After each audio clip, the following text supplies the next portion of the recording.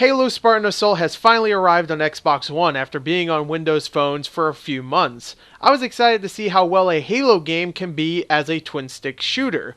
What did I think? Well, let's find out in my review for Halo Spartan Assault on Xbox One. The story places you in some of the biggest battles in the Halo universe. The story is extremely minimal and pretty much non-existent, and is only there to get you from place to place.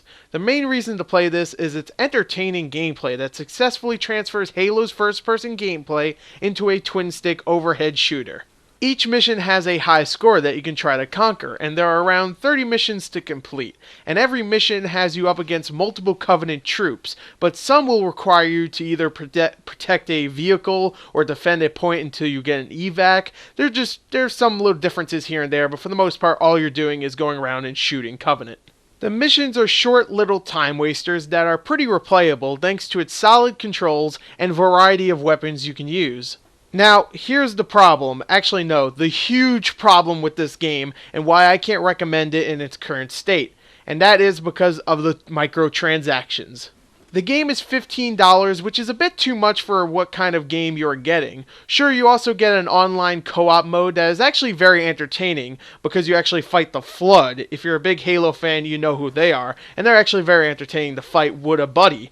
But the gameplay and the shortness of levels make it feel more like a $10 game.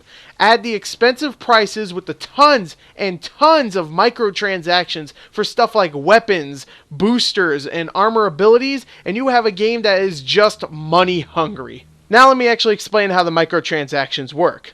Before each mission, you can decide to buy items that can only be used in that mission. You can either use real money, or you can actually use experience, which you actually acquire throughout the game by playing missions. Now, if you want something really good and you want to use your experience, it takes around 7 to 8 missions to acquire enough to get something good, like a rocket launcher or a Spartan laser. Or you could pay $1 or $2 and get the rocket launcher right away.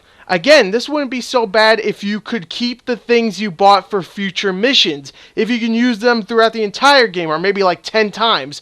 No, when you buy it, that's it. One time, you're done. If it's like a 2-minute mission, if it was a very easy mission, or you didn't use the rocket launcher too much, you're screwed. You just wasted your money. So that's pretty much it. Or even worse, if the game crashes, which actually happened a couple times for me.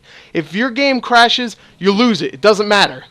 It's really sad too, because it actually is a very competent game. It's a lot of fun shooting the Covenants, the Grunts, the Elites, the Flood. The Flood are actually a really good time.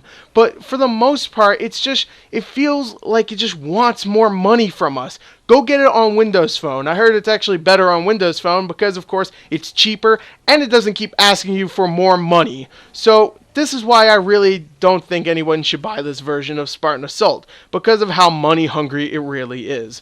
So Halo Spartan Assault is an entertaining twin-stick shooter set in the Halo universe that is fatally marred by its inexcusable amount of microtransactions.